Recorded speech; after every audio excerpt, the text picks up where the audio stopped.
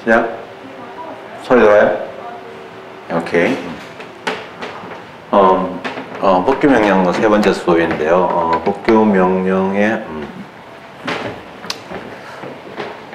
대한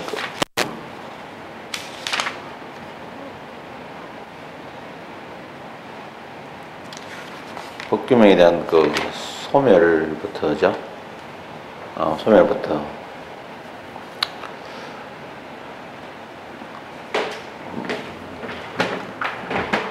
복귀 명령이라는 것 자체가 하나의 법적인 구속력을 갖고 있는 의사의 표시거든요. 그래서 이런 것들인데, 이러한 복귀 명령의 이러한 소멸 원인 들어가면요, 일단은 인것과 아닌 것 들어가는데, 나중에 행정 규칙하고도 비교되어집니다. 행정 규칙의 경우도 소멸문이 나오는데 비슷하면서 달라요. 실제로 복귀 명령 소멸원이 아닌 것 할 때, 복귀 명령을 바라는 재정기관, 재정이라고도 하고요, 발령이라고도 표현하는데, 이런 발령기관의 폐지, 만약에 뭐 체육부라든지 과거에는 동자부, 동력자원부 같은 이런 부가 있는데, 동력자원부가 이제 에너지에 관한 어떤 그 법령을 제정했을 때, 나중에 이제 동력자원부는 없어지고 지금의 이제 지식경제부에 편입되게 되죠.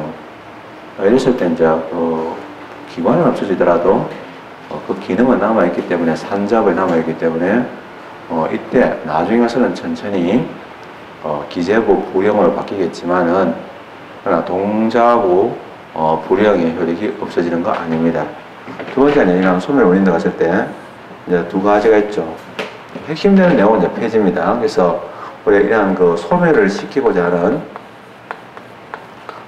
또는 시키고자 하는 직접적인 이 의사의 표시, 법령에 의해서 이제 의사를 표시하는 수가 있어요.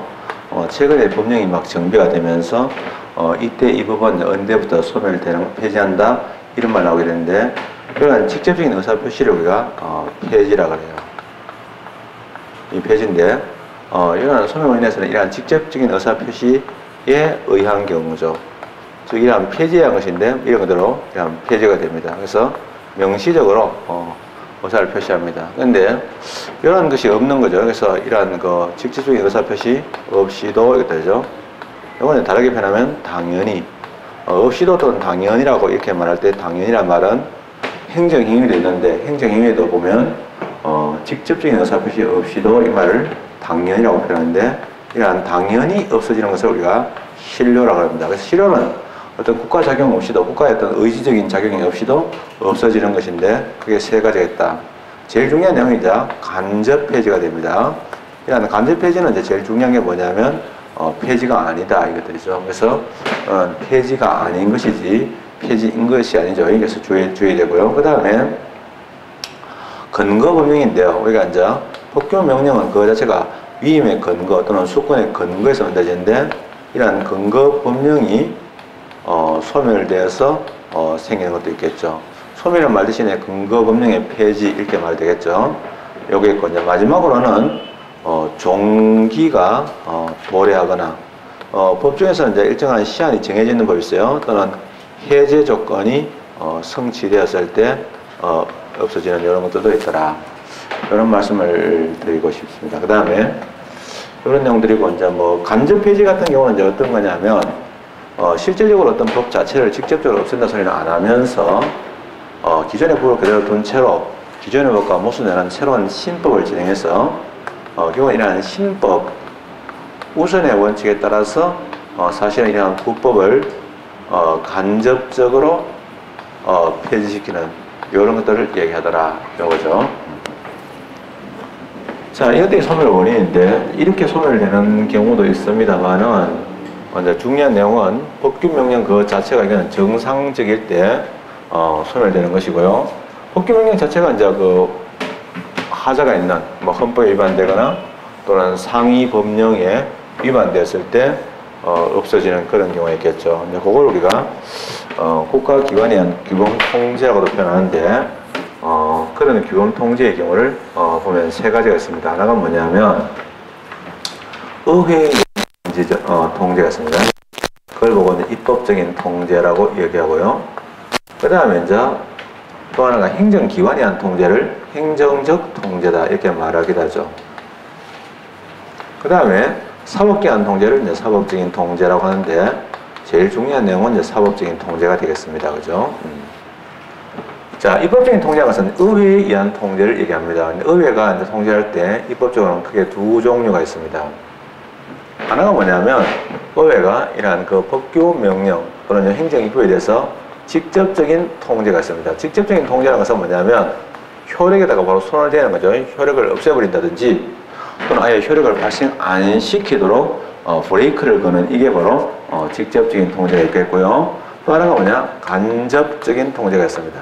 간접적인 통제라는 것은 그 뭐냐면 법규 명령 그 자체의 효력에다가 손을 대는 것이 아니라 그 법규 명령을 제정한 기관 있죠. 뭐 예를 들면 주로 이제 장관이라든지 또는 대통령에 대해서 간접적으로 그 사람을 압박을 가하는 거죠. 그래서 예를 들면 주로 이거는 정치적인 공세라고도 표현합니다. 이러한 정치적인 공세를 표현하는 거죠. 그래서 예를 들면 이번에도 뭐 이명박 정부의 김황식이라는 총리에 대해서 해임 건의안이 부결됐긴 됐지만은 해임 건의안이 들어간다는 자체가 총리에 대해서는 사실은 뭐냐 뭐 그렇게 좋은 게 아닙니다. 그래서 이 해임 건의란다든지 해임 건의안이 있습니다.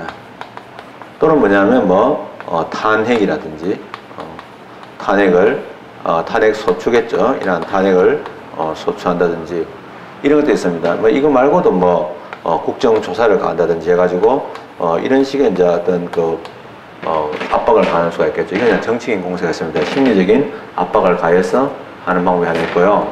직접적인 통제의 경우는 이제 중요한 게 뭐냐면 이게 이제 우리나라에 있느냐 하는 얘기죠. 그래서 우리나라에는 없다는 겁니다. 우리나라는 현재 우리나라 의회는 직접적인 통제는 없다.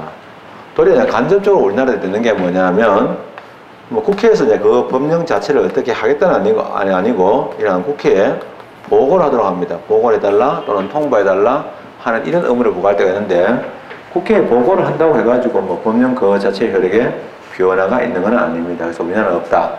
근데 외국의 경우 있는데 외국에 있는 제도를 묻는 문제가 가끔 나옵니다. 그죠? 외국에 있는데 외국에는 있는 거죠. 그런 나라 중에서 하나가 영국에 있는 제도가 뭐냐면 제출 절차라는 제도가 있다는 거죠. 레잉 프로세스인데요. 또 뭐 궁금해 하시는 분들 계실 것 같은데 이건 뭐 그렇게 이것도 종류가 다양합니다. 레잉 프로세스 안에도 종류가 아주 다양하고요. 또 독일의 경우입니다. 영국하고요. 또 독일이 있고요. 독일의 경우는 뭐냐면 동의권의 유보가 있습니다. 종종 헷갈리는 건 뭐냐면 이 두 개 제도가 있는데 시험에 났을 때 섞이지 않아야 됩니다. 독일 건지 영국 건지 알아야 되는데 뭐 독일 할 때는 동독 이거 외우면 되겠고요. 뭐 대영 제국 이렇게 외워야 되겠죠. 하여튼 이렇게 공부하는 부분입니다. 행정적인 통제는 시험에 잘 안 나오는 편인데요. 그러나 전혀 안 나오지는 않습니다. 가끔가다 한 줄 나올 때가 있는데요. 일단은 이제 좀 놀래는 게 뭐냐면 상급이라는 상급기관입니다. 즉 장관의 상급기관은 대통령이죠. 예를 들면 이러한 상급기관에 감독권을 하는 게 있습니다. 즉 행정적인 감독권이 있는데 이게 무섭죠. 왜냐하면 장관이 제일 무서운 사람이 누구겠어요? 대통령이 제일 무섭겠죠. 그죠? 그래서 이것이 이제 만약에 대통령이 그거 바꿔라 할 때 이러한 직접적이고 그 다음에 이러한 강한 성격을 가진다. 이 상업기관에 의한 그 감독권은 직접적으로 강하다. 이런 얘기도 있고 또 하나가 뭐냐면 이제 행정 절차입니다. 행정적인 작용인데 행정기관일 것보다는 행정 절차에 의한 것들인데 우리나라 행정 절차에 보면 행정상의 입법 예고라는 제도가 있습니다. 이런 입법 예고라는 이런 절차에 의해 가지고 이루어지는데 이때는 이제 사실은 국민의 의견 수렴이 있기 때문에 실질적으로 이거는 국가기관에 의한 통제하기보다는 국민의 의사에 의한 통제, 즉 민주적인 통제에 가깝겠죠. 그래서 한마디로 이러한 국민의 의사에 의한 민주적 통제가 될 가능성이 높다. 이렇게 되죠. 자, 이런 것도 있습니다. 이런 것들도 다 안 나오진 않는 거고요. 요 분량 정도로 나오는데 뭐니 해도 제일 중요한 건 뭐냐? 사법적인 통제가 되겠습니다. 사법적인 통제는 그 자체가 그 효력을 직접적으로 관할하게 되는 거죠. 이런 사법적인 제도에는요, 크게 두 가지가 있습니다. 하나가 뭐냐면 법원의 제도가 있고 또 하나가 헌법재판소의 제도가 있는데 크게 나누면 이제 법원의 것이 있죠. 법원은 대법원, 고등법원, 행정법원 이런 이제 각급 법원을 다 포함하는 그런 개념인데 법원에 의한 통제가 있고요. 또는 뭐냐 헌법재판소에 의한 통제가 있겠죠. 그래서 헌법재판소에 의한 통제가 있다 이것들이죠. 자, 이런 법원에 의한 통제 제도는 크게 두 종류가 있습니다. 하나가 뭐냐면 행정소송 제도가 있습니다. 과연 이제 행정소송 위반 행정소송을 통해서 이제 무효 국가적용을 무효를 한다든지 또는 취소한다든지 이런 제도가 하나 있고요. 또 하나가 뭐냐면 사실은 이거는 독립한 제도라고 보기는 힘들고요. 어떤 사람이 소송을 제기해 왔어요. 소송을 제기해 왔는데 소송을 제기해 왔을 때 그것에 따라서 그 사건을 재판하려고 보니까 그 재판에 근거가 되는 적용되는 법규를 이렇게 검토를 했겠죠.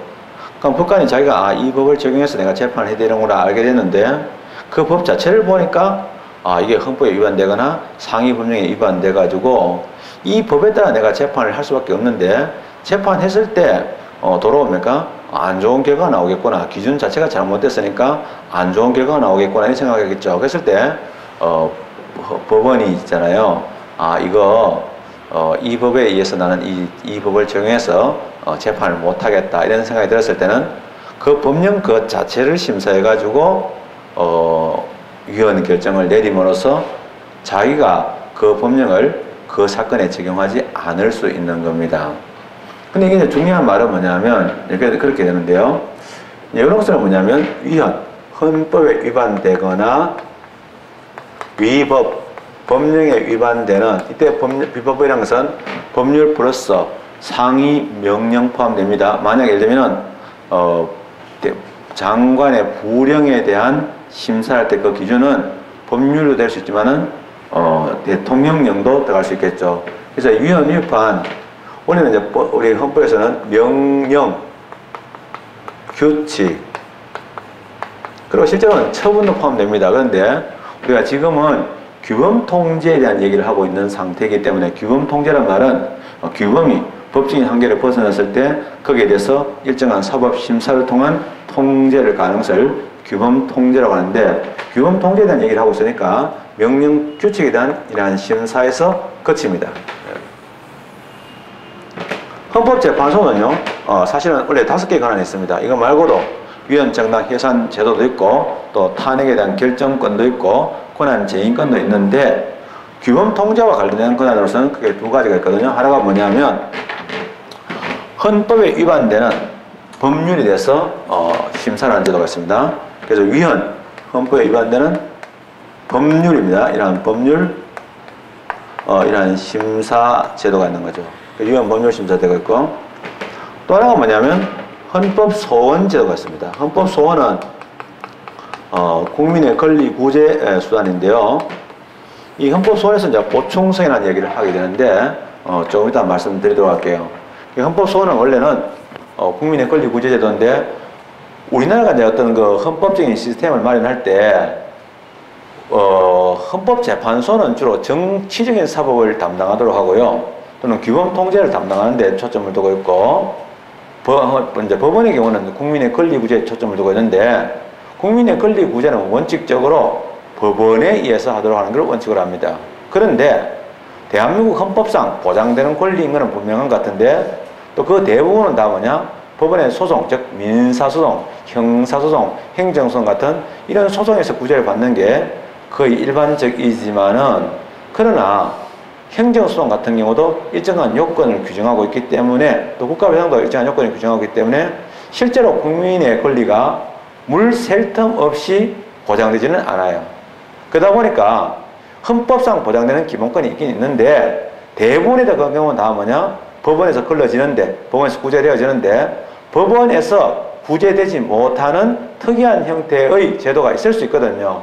그런 권리가 있을 수 있는데 그런 권리를 구제하려고 만들어진 보충적인 구제수단입니다. 그래서 이 헌법재판소의 헌법소원은요, 그 요건이 원칙적으로는 보충성을 요구하고 있다. 좀 이따 이게 말씀드리겠습니다. 이때 보충성이라는 말의 의미는 판례를 읽을 때 좀 잘 읽으셔야 되는데 그거는 보충성의 원칙이 적용되는데 그런 게 있다는 거죠.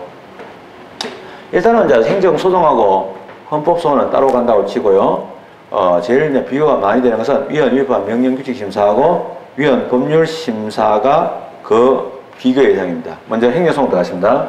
행정소송 행사가 뭐냐면은 국가작용 중에서 국가작용이 만약 위반할 때 그 위반 작용에 대해서 취소를 하거나 무효를 통해서 국가작용을 통제하는 제도인데 위헌적인 명령이나 규칙에 대해서 행정소송의 대상으로 삼을 수 있느냐 하는 부분입니다. 자, 요건데요. 요거는 서로 헌법소송하고 서로 해석이 겹치는데 행정소송의 대상이 되는 것들은요. 대상이 되는 것은 처분입니다. 이러한 처분이나 이러한 부작인데 처분이라는 것은 뭐냐면 구체적 사실에 관한 법 집행으로서의 공권력 행사이기 때문에 이거는요. 추상적인 규범인 법령은 원칙적으로 포함될 수가 없는 겁니다.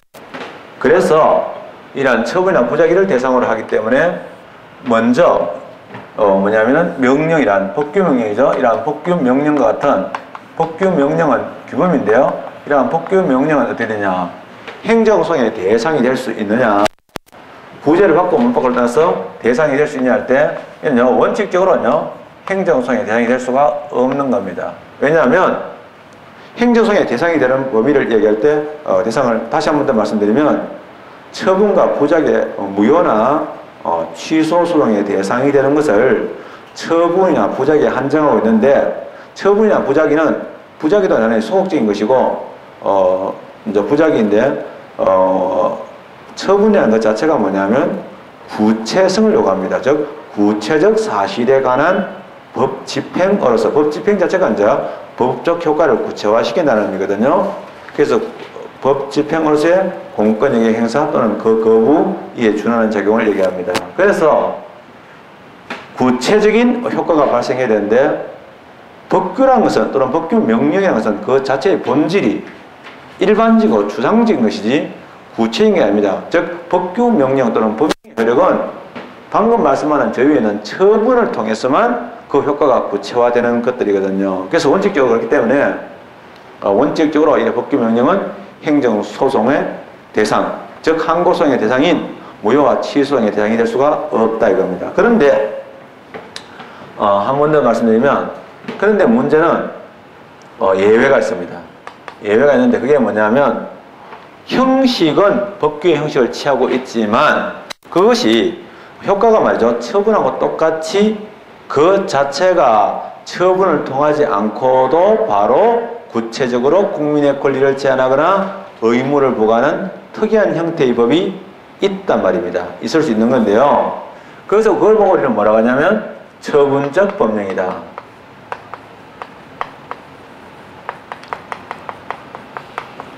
물론 처분적 법령이라는 말 대신에 처분적 명령이다 또는 처분적 조례다 이런 말들은 다 같은 말이에요.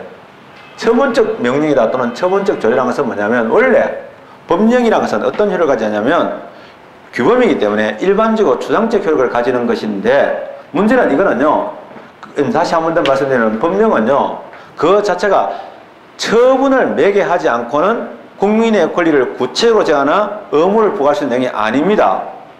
아닌데 문제는 뭐냐면 예외적으로 어떤 겁니까? 예를 들면 이 말은 처분적이라면 이거는요.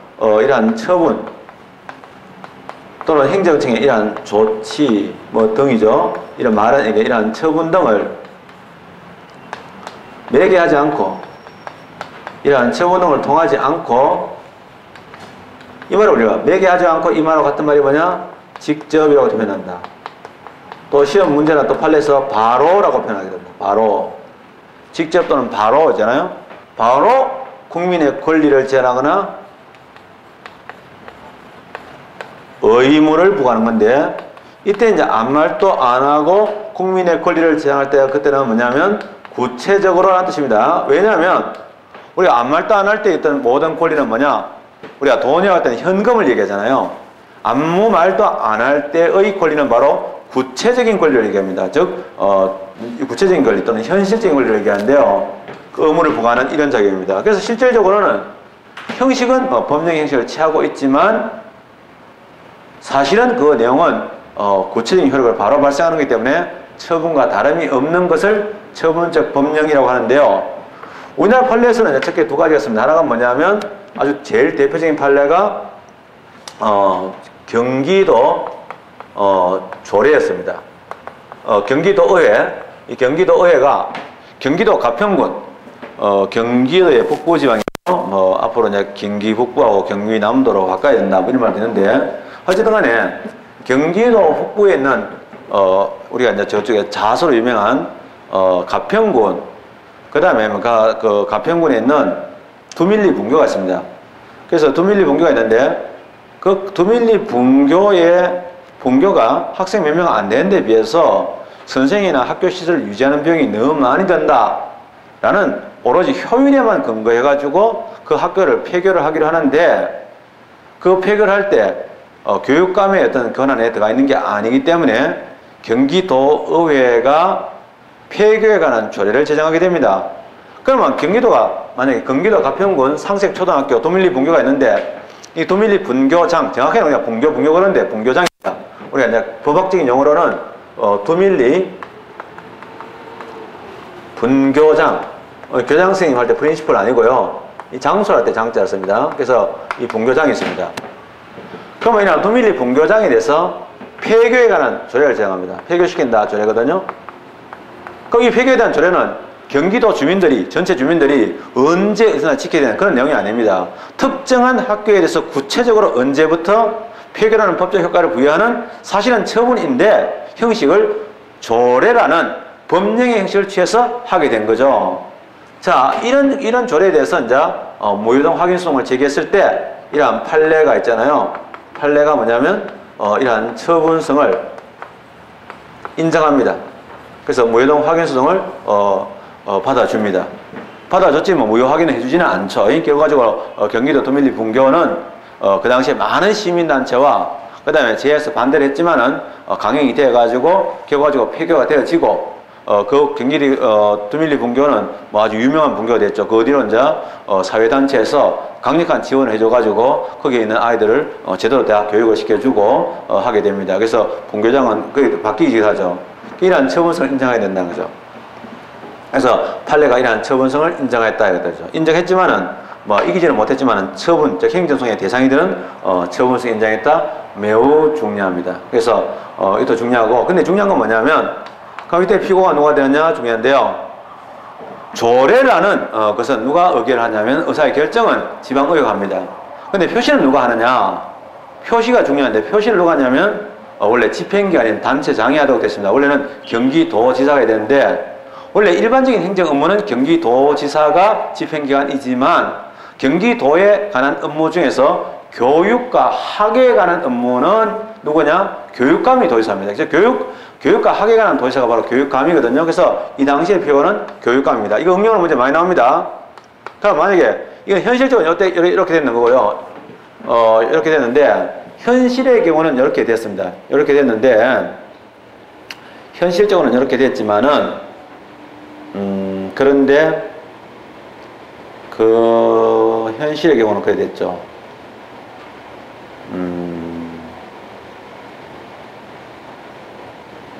그래 됐는데 그러나 이제 뭐 실질적으로는 이제 시험 문제에서 응용하는 문제 나옵니다. 그래서 만약에 서울시 의회가 처분적 조례를 제정했다. 피고가 누구냐? 그럼 별말 없잖아요. 그러면 그거는 시장을 해야 됩니다. 원래는. 근데 만약에 교육과 학예에 관해서라면 그거는 서울시 교육감. 이렇게 응용하는 문제도 출제가 잘 되고 합니다. 그렇게 꼭 정리해 주시고요. 그 다음에 또 하나 더 이야기한다면 이번에 뭐냐면 판례가 하나 더 있는데요. 이거는 뭐냐면 처분성을 인정한 게 아니라 이러한 처분성의 인정의 가능성을 인정한 거예요. 그게 뭐냐면 그 당시 그 소송에서는 만약에 처분적인 법령이 있을 때는요, 그 당시 이제 처분적 법령, 이러한 처분적인 대통령령이 있었어요. 뭐 판례 읽어보십시오.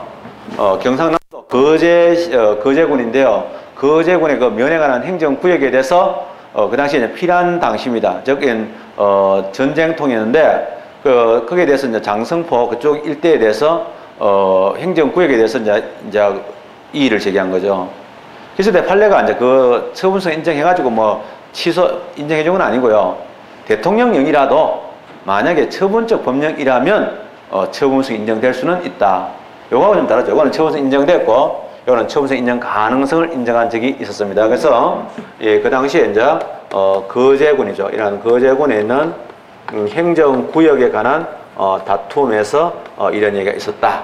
이런 말씀을 드리고 싶습니다. 이게 이제 행정소송에서 처분성 인정에 대한 이야기입니다. 그러나 좀 이따 보면 알겠지만은요, 여기에 대해서는 요거는 예외를 저렇게 이제 대부분이 인정을 했는데, 헌법재판소 입장은 또 뭐냐면, 어쨌든 간에 법령은 현재 우리나라 행정소송법상 행정소송의 대상이 될 수 있는 처분으로는 보지 않습니다. 예, 그런 점도 좀 이따가 이게 겹치는 부분이 있습니다. 예외를, 예외적으로 인정했는데, 또 헌법소원은요, 원칙적으로 아니니까 법령은 헌법소원에 대상이 될 수 있다. 왜냐면은, 법령 그 자체는 우리나라 행정소송법 구조로 봤을 때 그 자체가 행정소송의 대상이 될 수 없기 때문에 이건 우리가 구제를 해주겠다. 자기가 나서는 거죠. 이 나와바리 문제인데 나와바리가 살짝 겹치는 거예요. 그런 게 있다는 거. 자, 이런 게 하나 있고요. 그 다음에 이제 헌법소원을 들어가기 전에 드디어 이제 법원에 의한 위헌 명령규칙 심사하고요. 그 다음에 헌법재판소에 의한 위헌 법률심사 이 구조를 보는데 초점은 두 가지입니다.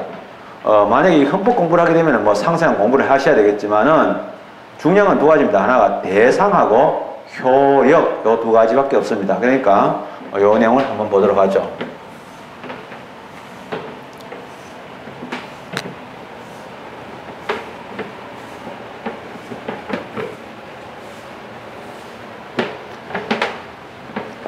두 번째는 이제 위헌 명령규칙 심사 제도가 있는데요.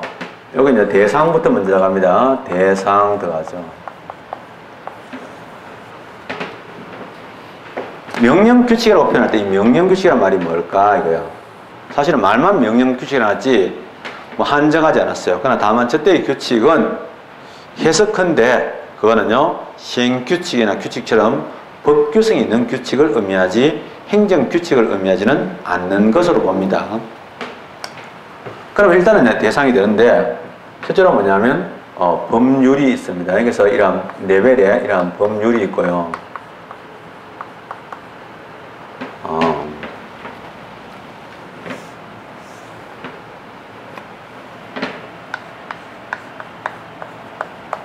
대상인데 노는 급이 좀 다르니까 실제로 법률 레벨입니다. 노는 레벨이 법률급이 있어요. 법률이 있겠죠. 국회가 정한 형식적 의미의 법률이 있고요. 법률하고 맞먹는 효력에 뭐가 있냐 하면은 보통은 법률과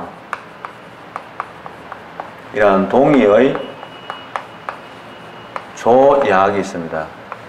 그래서 조약이라도 요거는요 법률과 동의의 조약이 있다. 조약의 종류도 두 종류가 있는데 국회의 동의를 받아야 되는 그런 조약이 있고 국회의 동의가 필요 없는 조약이 있어요. 대통령이 만약에 외국을 방문해 가지고 조약을 체결하잖아요. 그러면 따라가는 실무자들끼리 세부적으로 기술협정 또는 행정협정을 맺습니다. 물론 좀 이따 공부하겠지만 행정협정 중에서도 이름이 행정협정일 때는 대체로 다 뭐냐 그거는 명령적인 조약입니다. 즉 법규 명령과 유사한 종속 명령과 같은 효력의 조약인데 즉 대통령령이나 불행에 가까운 그런 조약인데 한미 행정협정 중에서 주한미군 주둔에 관한 그 조약은 우리나라 주권의 제약에 대한 내용이 담기기 때문에 이름은 행정협정이라도 그거는 법률하고 맞먹는 효력이 있어가지고 국회의 동의를 요한다고 되어 있습니다. 그건 당연한 거죠. 그래서 이름이 행정협정이지만 통상적으로 행정협정, 기술협정 할 때는요 이미 체결된 조약을 어떻게 실무적으로 실시할 거냐 하는 하부적인 조약입니다. 그런데 이제 그런 이름만 한미 행정협정이지 실질적으로 주권에 대한 제약에 대한 내용이 들어가 있는 이런 조약은 우리 대법원 판례가 이거는요 국회의 동의를 요하는 걸로 본다라고 한 거죠. 자, 이러겠습니다. 이런 게 있고요. 그 다음에 이제 같은 레벨에 뭐가 있냐면 사실은 이제 독립명령이 있습니다. 원래 독립명령은요 이 같은 레벨로 취급해가지고 이야기를 해줘야 되는 거고요. 그리고 이제 종속명령이 있는 거예요. 종속명령. 레벨로 치면은 이 종속명령이 있다. 그래, 종속명령 할 때는 성질로 나눌 때는 종속명령의 종류를 위임명령이나 또는 이런 집행명령 이렇게 나눌 수도 있고, 또 종속명령을 형식으로 나누면 대통령령이나 또는 이런 부령으로 나눌 수 있습니다. 물론 이거 말고도 지방자치단체에서 제정하는 자치입법 또는 자치법규도 있겠죠. 자, 이렇게 나누어서 봤을 때 나오죠.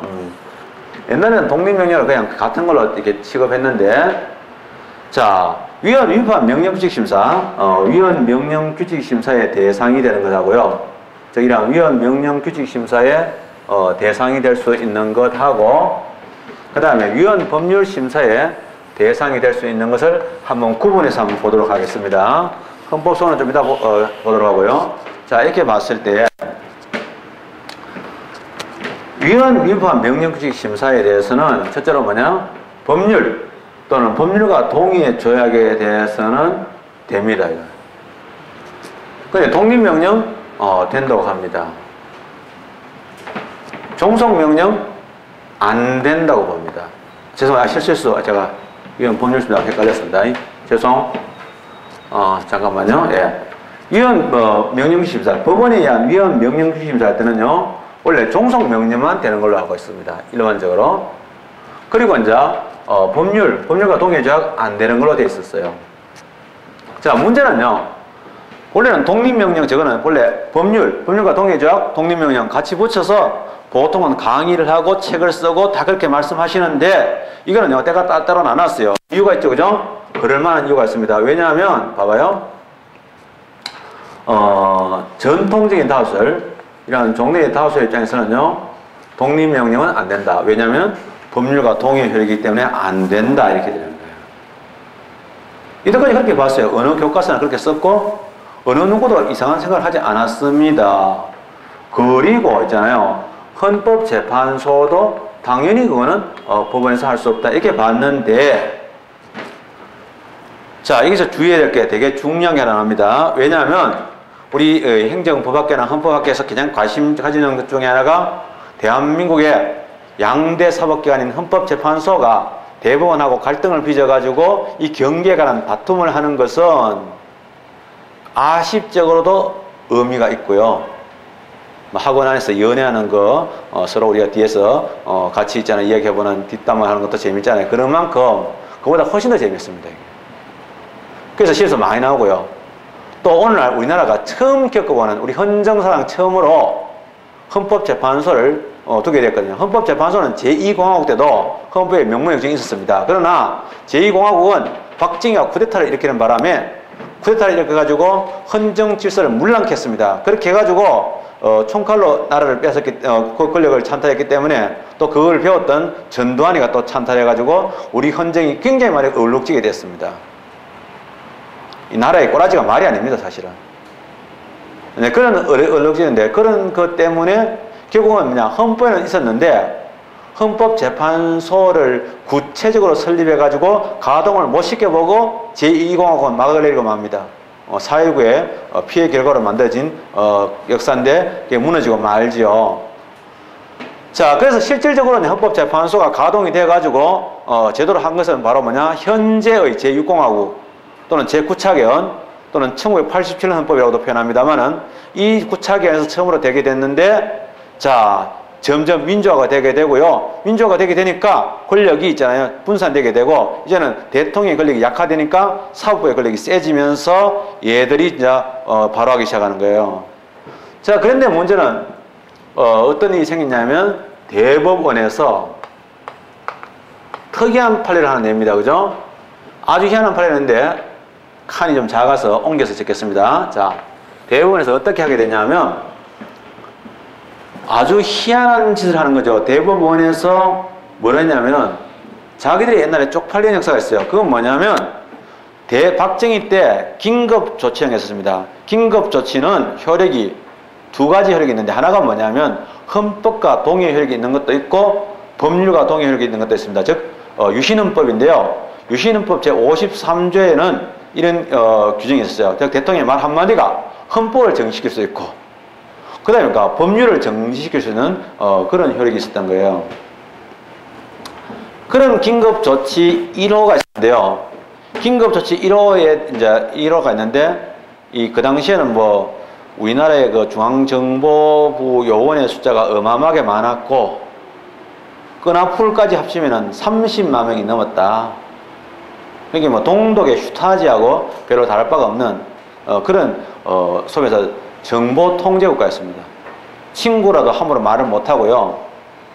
또 제가 대학 다닐 때는요. 대학에 그 잔디밭에 있잖아요. 친구가 3명 이상 못 앉아요. 오면은요. 신문 보던 아저씨도 있습니다. 전부 학교 안에 한 50명 내지 한 100명 학교마다 좀 다른데요.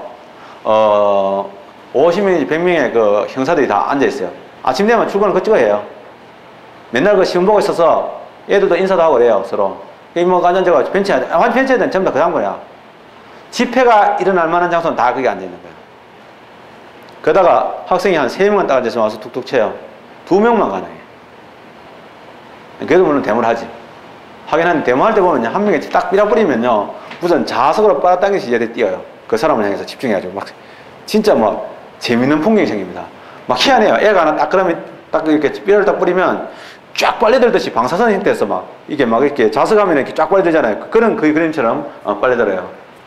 그 다음에 요새는 뭐 자막아 넣고 이러잖아요. 옛날에 그런 거 없어요. 뭐 너무 물어보진 않아요. 그냥 학생처 뒤에 있잖아요. 칸 막아놓고 있잖아요. 애를 두들 펴는데 한 16시간 그냥 계속 때려요. 묻지도 않아요. 반좀 죽여놓고 시작해요. 뭐 가족한테 알리고 뭐 이런 거 없어요. 그게 박정희 시대의 늘 있는 일상적인 풍경입니다. 근데 뭐 박정희 어쩌고저쩌고 이런 얘기 하는데 특히 특정 지방에서 박정희 너무 좋아하는데 잘 모르겠어요.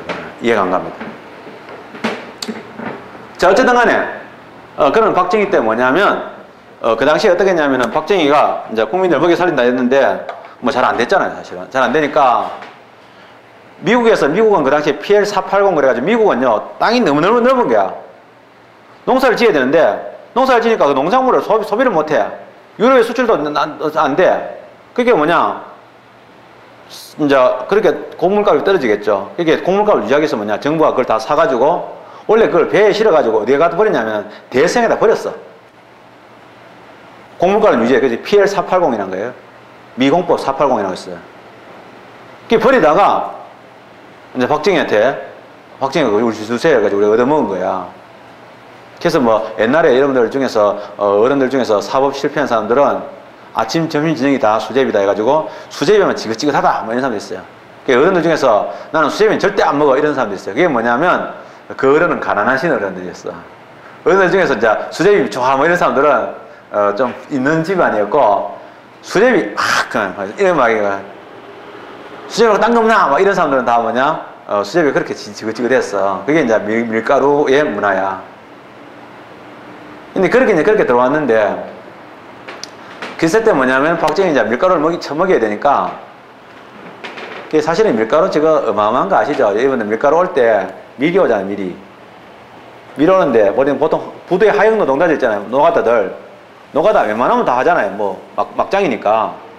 근데 그 부두에 노동자들도 있잖아요. 안 옮기란 짐이 있어. 그게 뭐냐? 밀가루 저건 안 하게.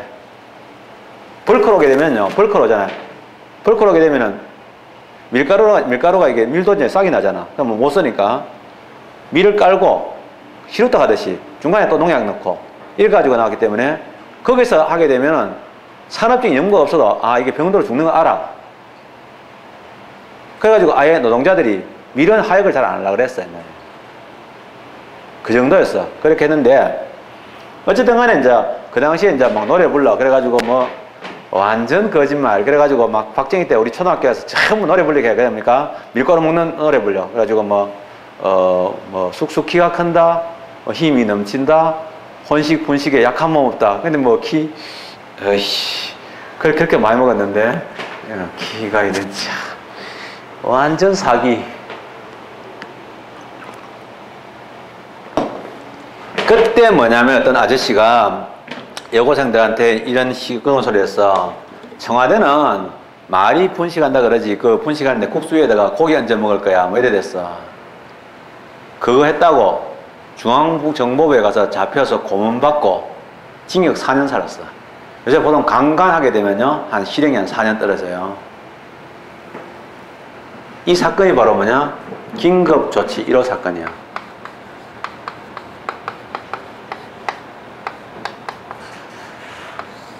근데 이때 대법원이 있잖아. 이 사람이 억울하다. 이렇게 했는데 대법원이 웃기지 마라. 해가지고 4년을 때렸어. 확정 때렸거든. 대법원에서 확정 때렸단 말이야. 지내놓고 생각하니까 쪽팔리거든. 뭐 쪽팔린지 알겠나마는 조금 쪽팔렸겠지. 참여정부 때 그래도 좀 참여정부 때는 대법관이 좀 괜찮은 사람도 좀 있으니까 좀 쪽팔렸겠지. 그래가지고 이 기록을 좀 지우고 싶어. 지우기 위해서 이제 재심을, 어떤 놈이 그 사람이 아까 피해를 본 사람이 재심을 청구했어.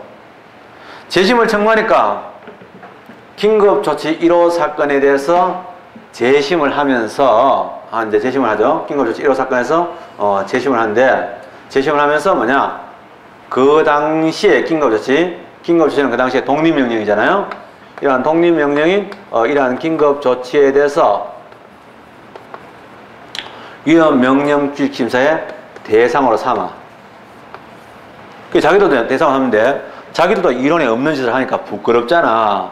그래서 이제 뭐라고 하냐 하면, 첫째로, 위헌 위반 명령 규칙 심사라고 표현한다 이거. 명령이라고 하니까 이것도 명령 아니냐 이거지. 명령 즉 행정부가 제정한 거 아니냐. 그런데 그래서 사람들이 또 때려보잖아요.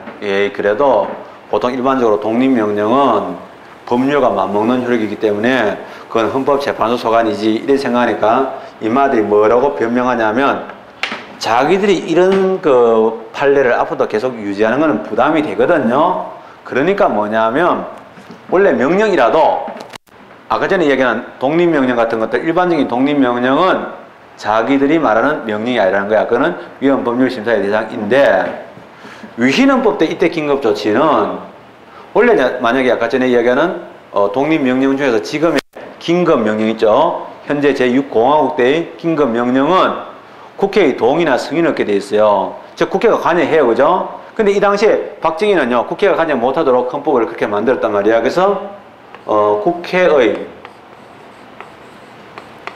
관여, 이때 관여란 말은요, 승인이라든지 동의와 같은 이러한 관여가 없는 명령이라는 거죠. 없는 명령이기 때문에, 이거는요, 자기들이 위헌 결정을 내리겠다 해가지고 대법원에서 이거는요, 가능하다고 한 판례가 있어.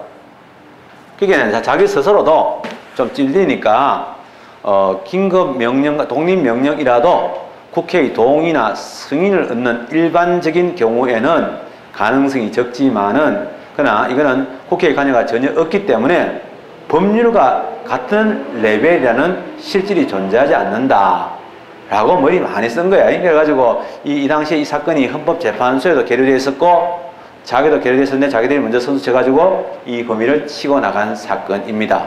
그래서 되게 중요한 사건이고요. 아주 그 의미가 있는 사건이기 때문에 중요하죠. 또 뭐로 중요합니까? 요거는요, 사실은 뭐냐면, 원래 긴급조치는 뭡니까? 강학상으로도 그렇고, 과거의 판례상 통치행위라고 했던 거잖아요. 더 이상 통치행위가 아니라고 한 셈이 된 셈이죠. 그래서 통치행위에 대해서도 그것이 위헌 여부를 심사했다 하는 그런 의미도 있습니다. 그래서 그런 내용들이 있다. 그러나 위헌 법률 심사의 대상이 되는 부분은, 위헌 법률 심사의 대상은 법률과 동의력 가능하고요. 그 다음에 명령도 가능하다고 봅니다. 그러나 종속명령은 가능하지 않다고 보는 거죠. 나온 김에 좀 얘기하면 헌법소원의 경우는요, 다 가능해요. 물론 전제가 있어요. 보충성 있을 때. 즉 그것 때문에 직접적으로 국민의 권리에 침해가 있다면 우리나라에서는 법률에 의해서 직접적인 침해에 대한 우회선이 없기 때문에 그거는 부득이 헌법소원으로 할 수밖에 없다고 생각한 겁니다. 행정소송의 경우는 잘 알겠지만은 원칙적으로 다 안 되는 거죠. 원래 이건 굳이 이야기할 건 없지만은 다 안 되는 거다. 다만 예외적으로 처분성을 가지고 있는 처분적 법령의 경우는 가능하다. 이렇게 말씀을 드리고 있는 거죠. 이런 내용들이 이제 그 내용에 들어갑니다. 자, 헌법소원은 좀 이따 다시 또 말씀드리도록 하고요. 두 번째가 이제 위헌 법률, 두 번째는 그럼 위헌 위반 명령 규칙 심사 제도하고 위헌 법률 심사에서 만약에 헌법재판소가 위헌 법률이라고 결정을 내렸을 때하고 또 대법원에서 위헌 명령이라고 결정을 내렸을 때의 그 효과는 어떻게 다르냐? 지금부터 비교하는데 시험에서 굉장히 많이 나오는 부분입니다. 많이 나오니까 잘 한번 봐둡시다. 계속합니다. 이 강수를 너무 늘리 놨더만은 사람들이 질릴 것 같아. 야, 씨, 이렇게 강의가 많아. 잘못하면 200강이 되더라고. 벌써 50강이잖아. 그래가지고 이거는 강의를 더 안 만들래. 여기서 다 끝낼 거야.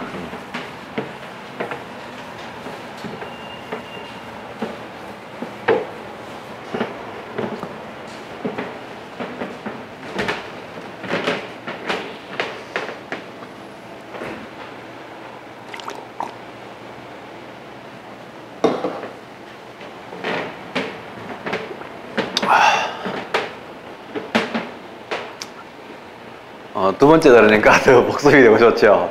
아까 전에 디디한 강의를 했구나 하는 느낌이 좀 올 거야.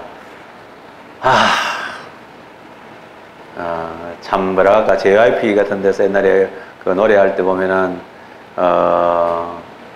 목소리를 관리하는 것도 가수의 책임이다. 맞고요. 또 이 잠이라든지 목소리를 관리 잘하는 거 전적인 제 책임인데 제가 프로답지 못하게 관리를 잘 못했기 때문에 커피 마실게요. 그래서 자, 그 다음에 두 번째 들어가죠. 위헌 명령치 심사에서 만약에 위헌 결정이 났다. 그러면 결정의 효력이 어떻게 되느냐에 따르죠. 자, 봅니다.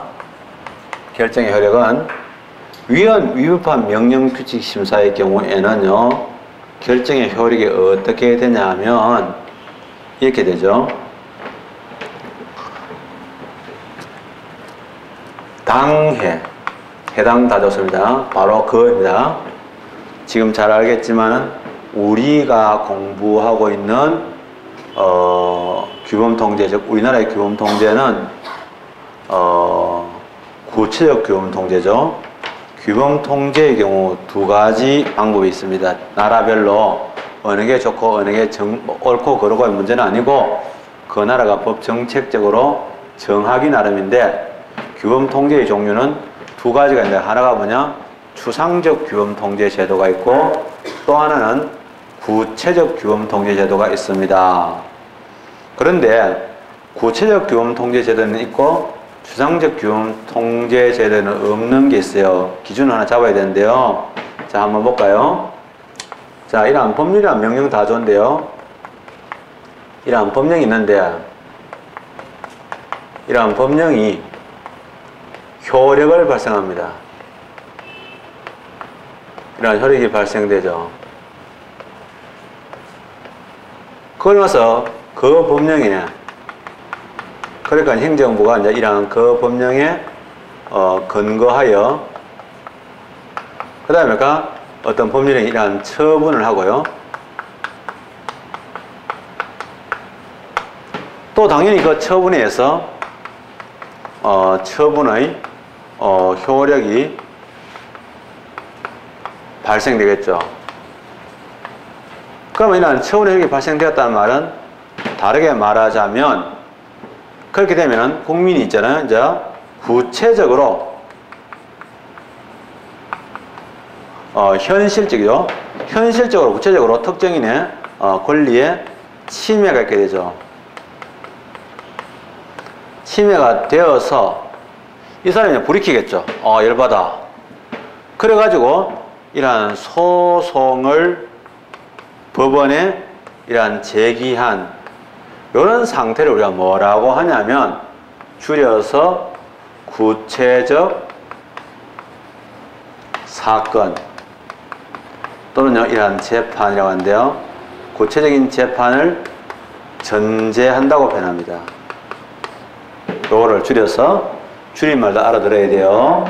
그래서 이러한 전제인데 요 전제로 하는 것을 우리는 뭐냐면 요걸 구체적 규범통제입니다.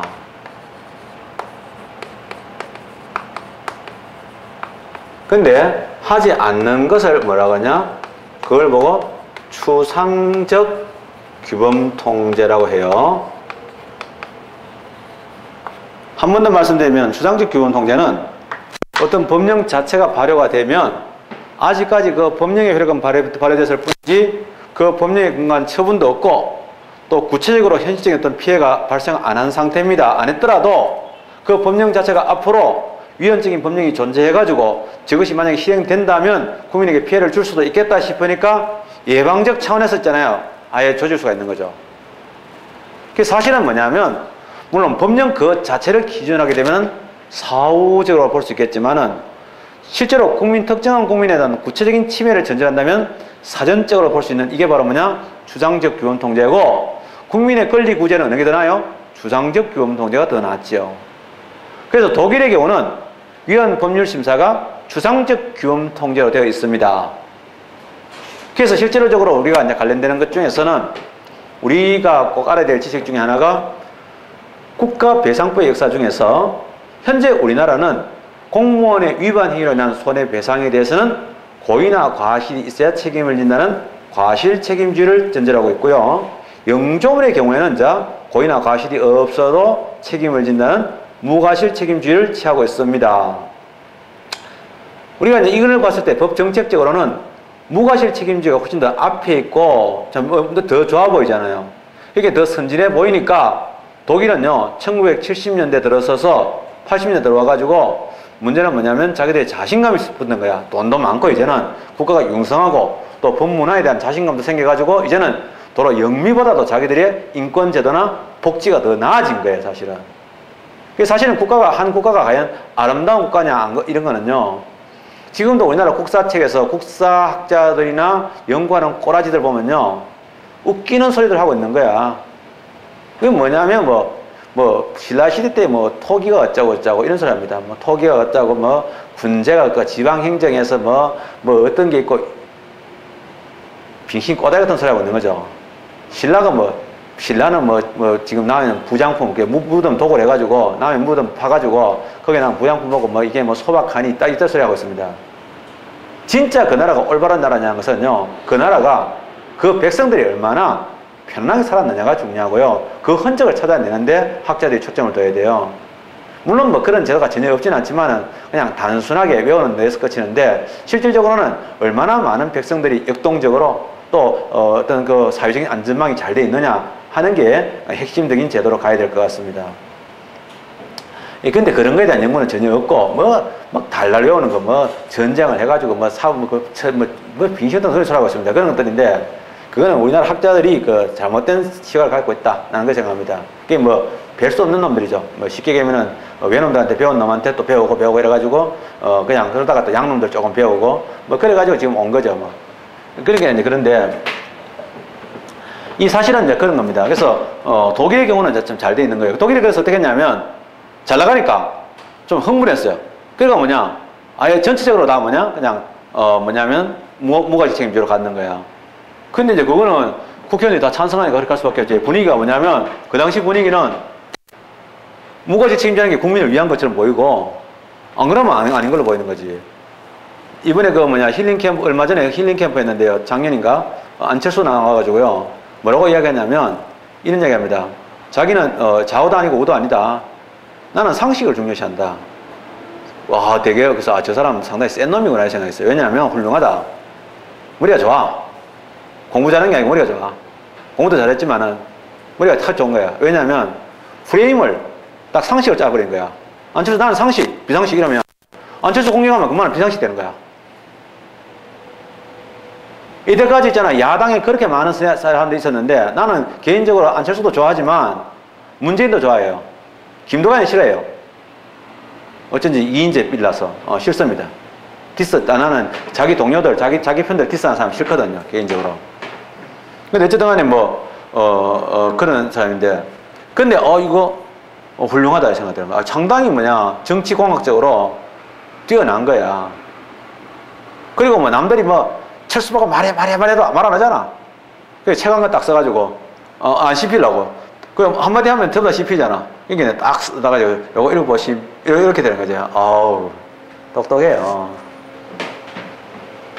나보다는 뭐 26살이나 많으니까 그렇겠지만은, 솔직히 말해서 좀 부끄럽습니다. 쪽팔리는 게 좀 있어요. 남보다 돈을 적게 번다든지 이런 건 안 쪽팔려요. 남보다 뭐 지위가 좀 안 올라간 것도 절대로 안 쪽팔려요. 그런데, 생각을 있잖아요. 남보다 좀 늦게 하고, 그러면, 쪽팔려요. 배워야 되겠다. 그래서 그거 있잖아요. 다운받아가지고, 지금 2번, 3번 보고 있습니다. 왜냐하면, 그게 나오는 상식적인 내용이죠. 뭐, 누구나 다 할 수 있는 얘기잖아요. 내가, 남하고 비교하지 않아야 된다. 뭐, 쉽게 다들 하는 얘기죠. 그건 좋은 말이야. 이 정도인데, 자기가 경험을 통해서 깨달아가지고, 그 다음에 실천에 옮기는 거. 그게 너무 훌륭해요. 어떤 문제에 부딪혔을 때, 그 문제를 분석하고, 왜 그랬을까? 한 다음에 뭐냐? 그 다음에 실천하는 거야. 그게 되게 훌륭해요. 또, 어떤 경우는 또 이런 경우도 있거든. 저도 있잖아요. 어떤 깨달아가지고, 왜 그랬을까 해가지고 실천할 때가 있어요. 하다가 또 때려치워버리죠. 잊어버려요. 어느 순간 또 잊어버려가지고 해롱해롱 하겠던데, 끝까지 이제 해가는 거. 그런 게 참 훌륭하고 보기 좋다. 어쨌든 간에 우리 국민이 이제 그런 사람들을 어떻게 지지한다는 거는 훌륭하고, 1대1로 대결했을 때는 무슨 공주, 어른 공주인지 수축 공주인지, 그 친구보다는 훨씬 더 앞에 있다는 것만 해도 좋은 일이죠. 자, 돌아왔는데요. 근데 우리나라는 뭐냐면 다 구체적 교원 통제예요.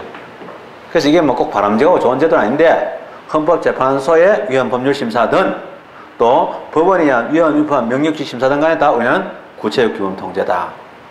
그거 시험 문제 묻는 것도 자주 나옵니다. 이 지문 중에서 많이 나오게 되죠. 그래서 현재 말씀드리면, 이제 우리나라는 다 뭐냐? 구체적 교원 통제고요.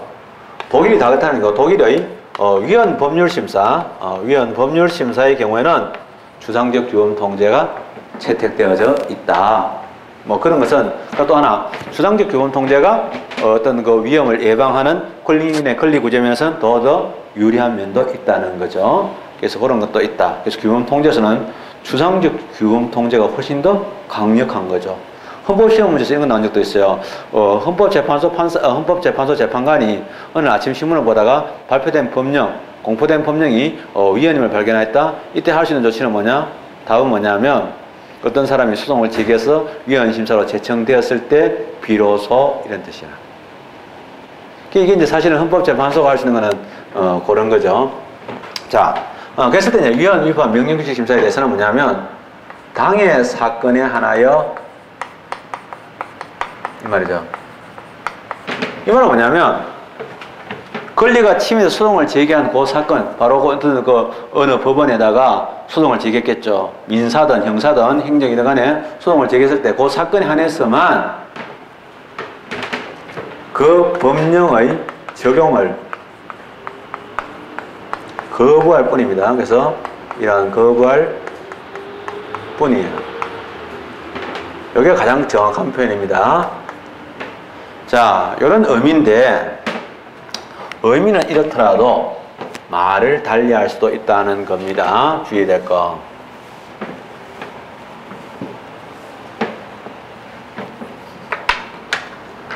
당해 사건의 하나이란 말은요, 그 범위가 요 사건이죠. 그래서 요는 당사자니까 요는요, 주관적인 혈액이 발생한다라고 평가합니다. 그죠? 요거는요, 객관적 혈액이 발생하는 것 아니에요. 자, 객관적 혈액이란 말은요, 객관에서 누구에 대해서나, 제3자에 대해서나 누구에 대해서나 다 효력이 있다라는 얘기거든요. 누구에 대해서나 다 효력이 있다라는 얘기잖아요.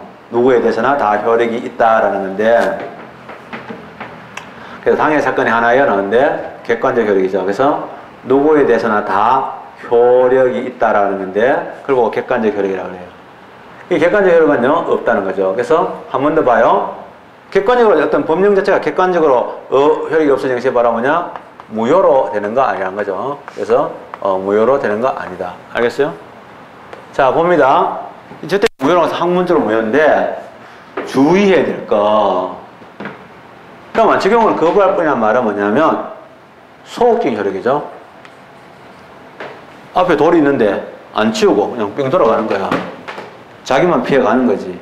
돌을 진짜 치워버려야 되는데 안 치우고 돌아가는 거랑 마찬가지. 그 법령은 그대로 존속시키는 거지.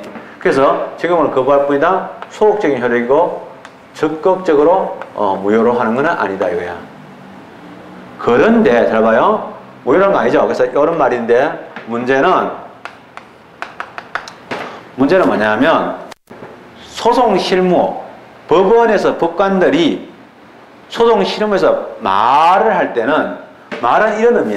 이 사건에서 적용을 거부한다 라는 말을 얘들은 소송 실무에서는 뭐라고 표현하냐면 무효라고 표현해요.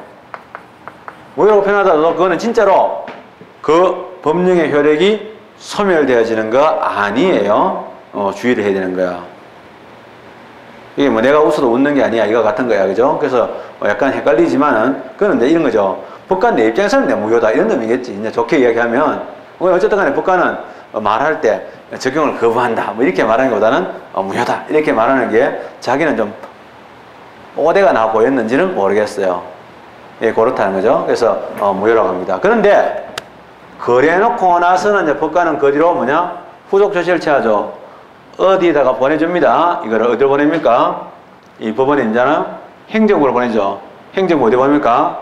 행안부 장관에게 보냅니다. 이런 행안부 장관에게 보내죠. 행안부 장관입니다. 이것도 시험에서 많이 나오죠. 아닌 걸 비슷해 보이는 거 법무부 장관 아닙니다.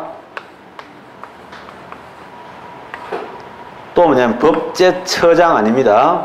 법제처장 아닙니다. 얘들 아니고요. 행정안전부 장관이 말이죠. 왜 행정안전부 장관이 왜 보냅니까? 행안부 장관이 뭐 하는 사람입니까? 관보의 발행인. 그러니까 우리 사법부에서는 니들이 만든 이 행정입법이고 우리가 위헌이라고 생각해. 그러니까 니들 그거 앞으로 알아서 해라. 오게 되면 또 디스카드 할 거야. 우리가 무효로 못하니까. 그 대신에 이제 너희들이 간부에다 올려놓으면 공무원들이 보고 어떻게 할 거란 말이죠. 그래서 행안부 장관 하게 되면은 뭐냐?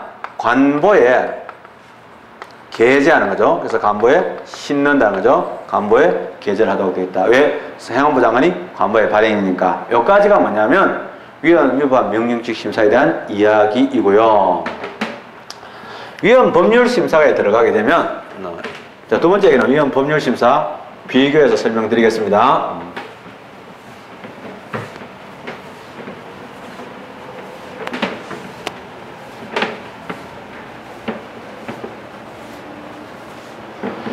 위헌 법률 심사에 들어가게 되면 위헌 법률 심사 결정이 납니다. 위헌 결정이 났다, 그죠? 자, 위헌 결정이 났다 칩시다. 우리가 이제 말은 명확해야 되는데요. 만약에 이것이 이제 헌법에 위반된다, 위헌이다, 이런 말 잘 하고, 그러므로 이 법률은 헌법에 위반된다, 이렇게 표현하면 위헌 결정이에요. 그럼 여기서는 딴소리 없죠. 그냥 위헌이다, 이거죠. 이런 결정은 뭐냐? 단순 결정이라고 합니다. 단순 결정.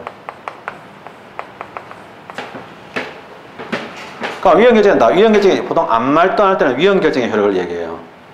그러니까 위헌 결정의 효력인데 이런 위헌 결정의 효력은 뭐냐? 그 법령 그 자체를 무효로 합니다. 무효란 말은 객관적으로 무효가 된단 말이죠. 그래서 객관적 효력이 있는 거죠. 무효가 된다.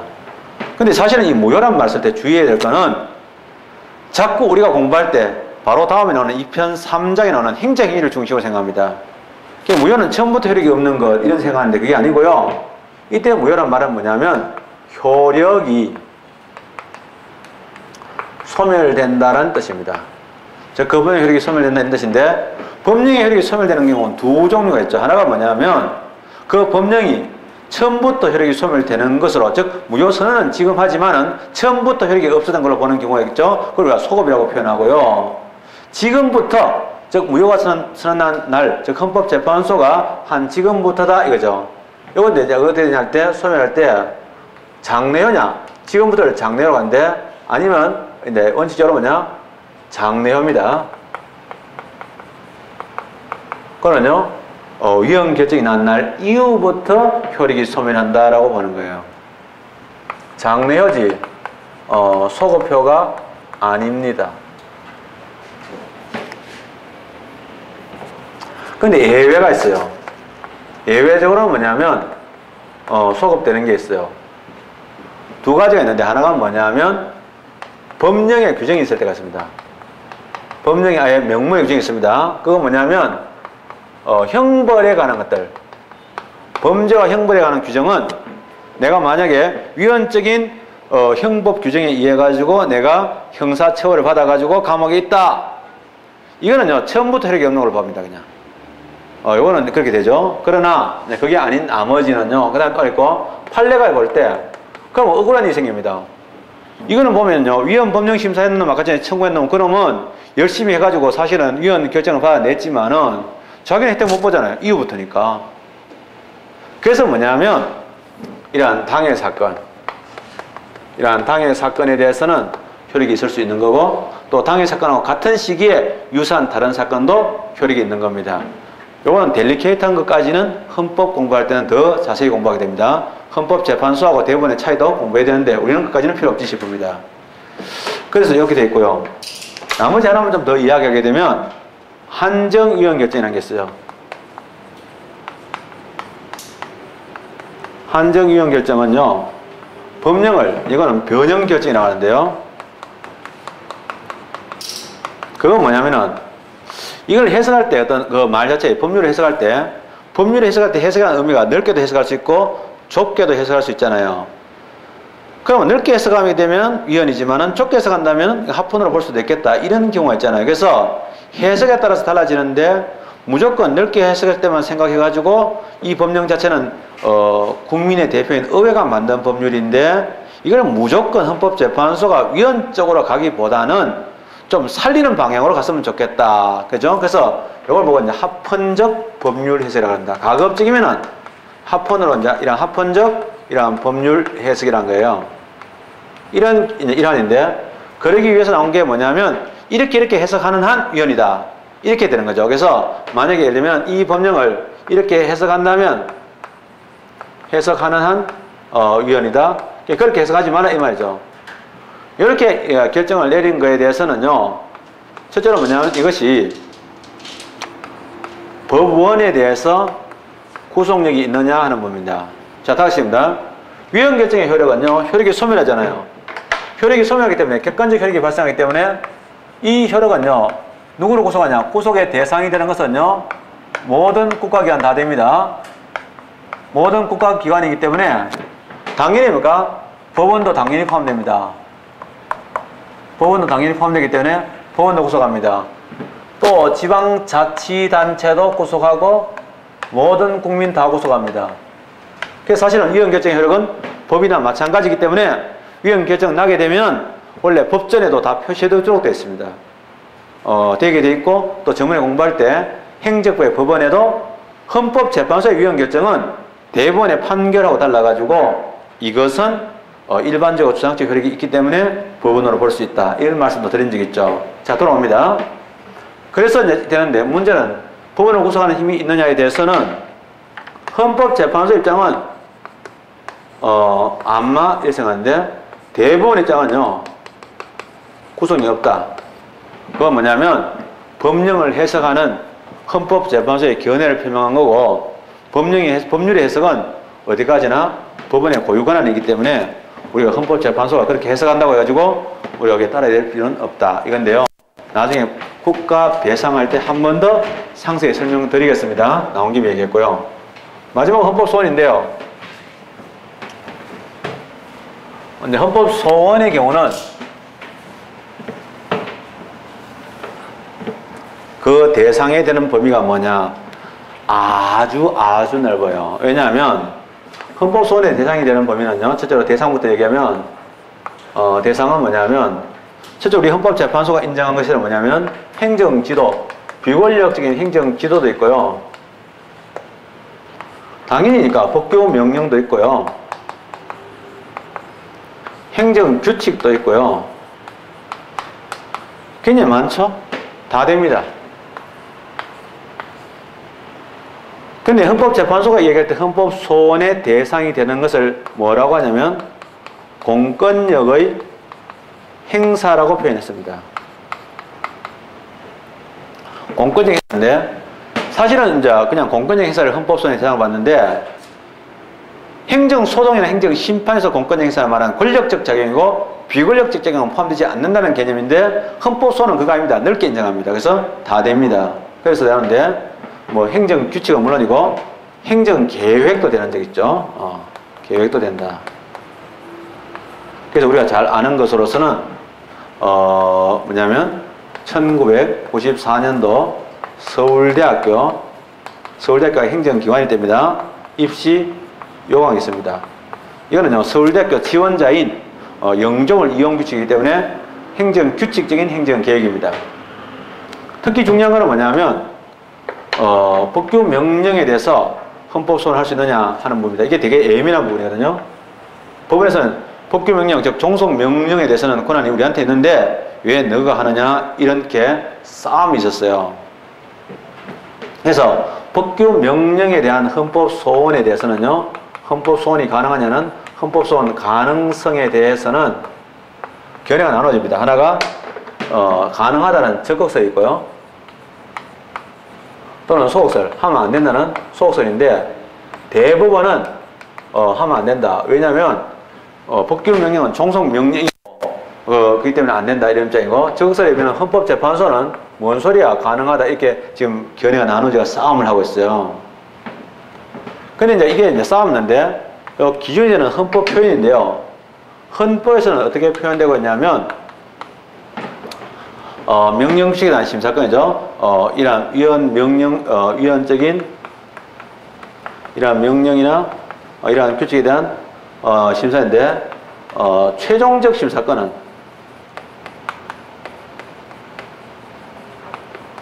대법원에 있다 이렇게 표현한단 말이야.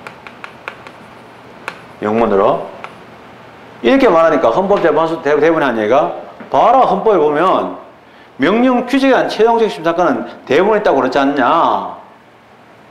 그러니까 너희들은 위헌적인 법률을 심사하고 우리는 위헌적인 명령 심사라고 헌법이 그렇게 나눠줬는데 왜 너희들이 경계를 침범해가지고 우리한테 넘어오냐 이렇게 된 거지. 그렇게 이야기하니까 대법원의 대답은 뭐예요? 대법원의 대답은 그래? 하면서 너희들 보니까 법무사 시험, 옛날에 사법수사죠. 법무사 시험 그 자격이 원래 국민 거고 원칙적으로 국민에게 자격이 인정되는 건데 보니까 너희들 법원들 밥 먹여 살려고, 직원들 밥 먹여주려고, 특혜 주려고 아예 국민들에게는 너희들 대법원 규칙인데, 대법원 규칙이 법규명령이거든요. 대법원 규칙을 아예 국민에게 자격을 아예 박탈했네. 그거 한번 가져봐라 해가지고 아예 얘들이 있잖아요, 도발적으로 대법원 규칙